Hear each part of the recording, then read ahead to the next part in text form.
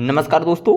उत्तर प्रदेश सरकार द्वारा 55 जिलों में 63,000 से अधिक पीएम आवास शहरी आवासों को मंजूरी दी गई है। उत्तर प्रदेश अपने शहरों में रहने वाले हर व्यक्ति को आवास उपलब्ध कराने के लिए गंभीर प्रयास कर रहा है। हाल में ही हुई एक बैठक में पीएमएवाई शहरी योजना के तहत 63,000 नए घरों को निर्माण का रास्ता साफ कर दिया गया है। अस्थायी आश्रयों या घनी शहरी झुग्गियों में रहने वाले परिवारों के लिए यह योजना किसी सपने के सच होने के समान है। सरकार का तीव्र निर्माण और कम लागत पर ध्यान केंद्रित करना यह योजनाओं को वास्तविक घरों में बदलने में सहायक होगा। यह कदम सिर्फ ईंटों के निर्माण के लिए सीमित नहीं है, यह लोगों को स्थायी घर की स्थिति प्रदान करने के बारे में भी है। प्रधानमंत्री आवास योजना के तहत बने इन शहरी आवासों का निर्माण राज्य की नवीनतम शहरी नियोजन योजना का एक महत्वपूर्ण हिस्सा है। अधिकारियों ने उन शहरों पर ध्यान केंद्रित किया है जहां आवास की सबसे अधिक आवश्यकता है। ये आवास इकाइयां मजबूत और टिकाऊ हैं और इनमें आधुनिक सामग्रियों का उपयोग किया गया है जो मौसम की मार झेल सकती है। प्रत्येक कॉलोनी को आत्मनिर्भर बनाया गया है।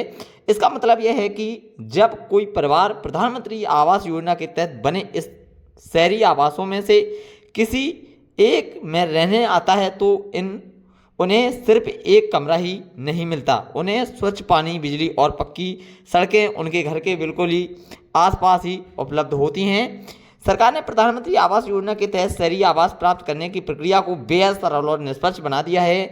धोखाधड़ी रोकने के लिए पैसा सीधे मकान मालिक के बैंक खाते में किस्तों में ट्रांसफ़र किया जाता है, जिससे गरीब और मध्यम वर्ग के लोग कर्ज से डूबे बिना अपना घर बना सकते हैं। मकान का चयन आय और पहले से घर होने की स्थिति के आधार पर किया जाता है। भारी सब्सिडी देकर कीमतों को कम रखते हुए सरकार यह सुनिश्चित कर रही है कि दिहाड़ी मजदूरी शहर में एक मजबूत और घर खरीद सकें।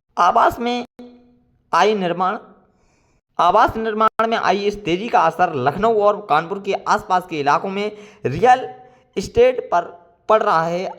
सरकार द्वारा इन बड़ी बड़ी कॉलोनियों के निर्माण के लिए चलते आसपास की ज़मीन की कीमत बढ़ने लगी है। कई समझदार निवेशक अब कुर्सी रोड और नीलमथा जैसे विकासशील क्षेत्रों में भूखंड खरीद रहे हैं।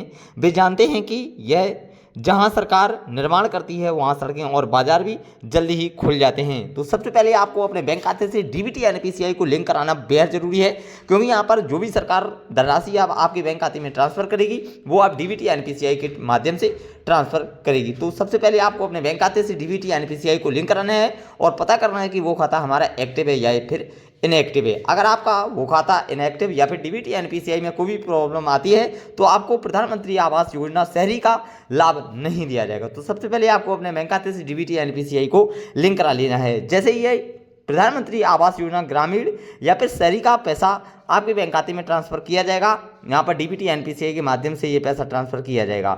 जैसे ही इसका पैसा आपके बैंक खाते में ट्रांसफ़र किया जाएगा, इसकी बेनिफिशियरी लिस्ट जारी कर दी जाएगी और आपको भी बता दिया जाएगा कि आपका बेनिफिशियरी लिस्ट में नाम आ चुका है और आपके बैंक खाते में भी डीबीटी एनपीसीआई के माध्यम से ये पैसा ट्रांसफ़र कर दिया जाएगा। अगर आपका भी कोई क्वेश्चन है प्रधानमंत्री ग्रामीण आवास योजना या फिर शहरी से लेकर, तो आप हमारे कमेंट सेक्शन में कर सकते हैं, उसका रिप्लाई मैं आपको जरूर दूंगा। तो अब मुलाकात हुई अगले एक और नए और बेहतर वीडियो के साथ में, तब तक के लिए सभी भाइयों को नीलेश कुमार की तरफ से जय हिंद, जय भारत, थैंक यू।